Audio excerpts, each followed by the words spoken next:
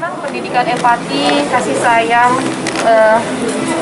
itu penting sekali ditanamkan pada anak dari sejak dini, supaya anak-anak kita tuh tumbuh menjadi anak-anak yang bahagia dan sehat gitu.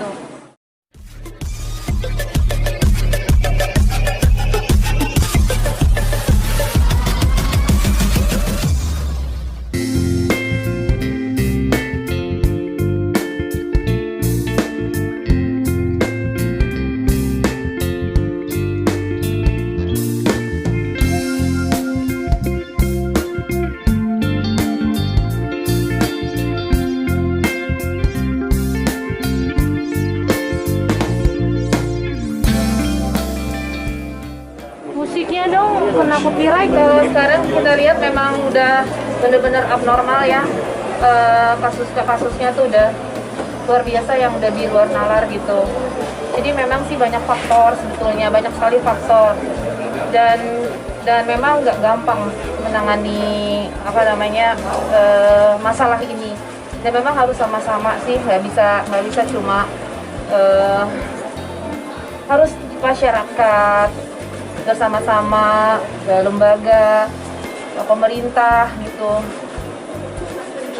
Masalahnya memang kalau saya lihat faktor yang utama itu adalah kalau di dalam kekerasan dalam rumah tangga ya, itu adalah kurangnya pendidikan tentang pola asuh terhadap anak. Jadi banyak orang tua yang kurang memahami bagaimana pola asuh yang baik dan benar terhadap anak. Jadi banyak banget terjadi kekerasan.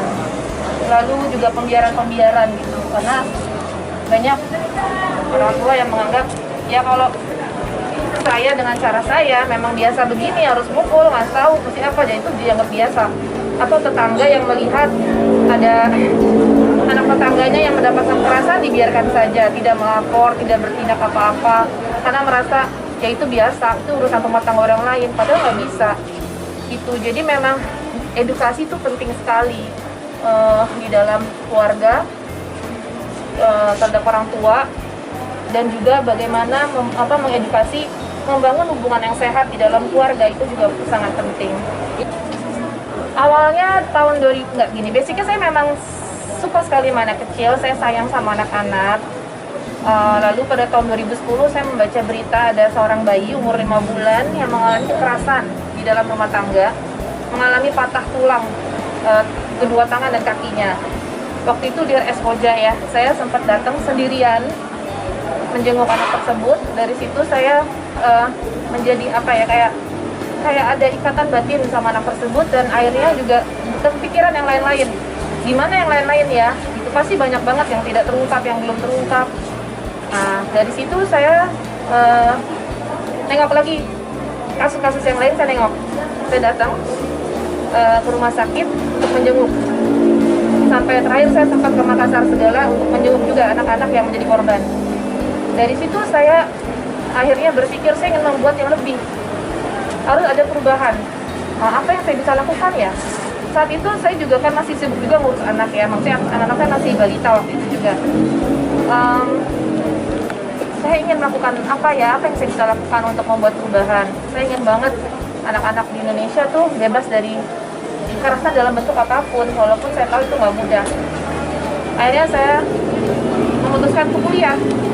Saya ambil kuliah hukum, dan sampai saat ini juga saya udah melanjutkan ke S2, dan saya juga kemarin baru aja dilantik menjadi advokat.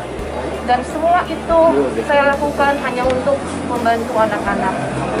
Mbak, menjadi pelajaran apa sih ketika banyak sekali menemukan anak-anak korban kekerasan? Menjadi pelajaran apa untuk bisa menerapkan pola didik yang baik ke anak-anak sendiri di rumah?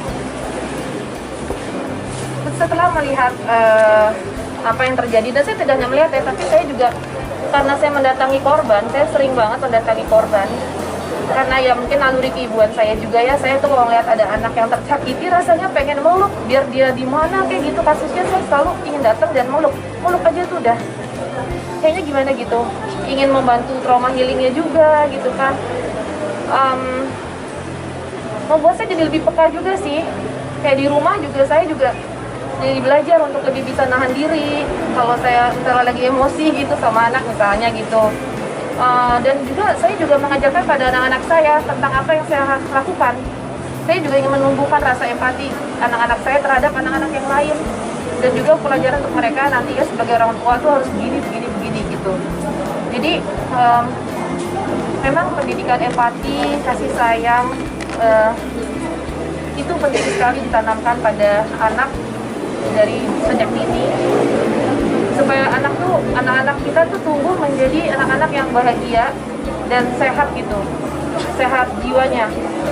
Karena kalau anak-anak yang seperti kita tahu, anak-anak yang menjadi korban kekerasan itu kan banyak juga yang, apalagi kalau yang misalnya hak-hak mereka tidak terpenuhi ya, rehabilitasinya, pemulihannya, bisa menjadi berpotensi menjadi pelaku juga nantinya gitu, dan akhirnya nggak kelar-kelar gitu kan gitu, kasusnya akan terus bergulir. Jadi memang ini harus benar-benar menjadi apa ya, benar-benar menjadi perhatian kita semua. Dan pesan saya bahwa jangan pernah ngeremehin anak-anak. Anak-anak itu sering banget diremehin. Banyak orang melihat anak kecil tuh bisa apa sih, nggak bisa ngelawan, nggak bisa membela dirinya, nggak bisa bersuara, makanya bebas dia apain aja gitu. Nah itu menurut saya itu salah. Jadi jangan remehin anak-anak. Anak-anak itu sangat berharga, patut dilindungi, dan sudah sebaiknya setiap anak yang kita temui itu kita anggap anak kita.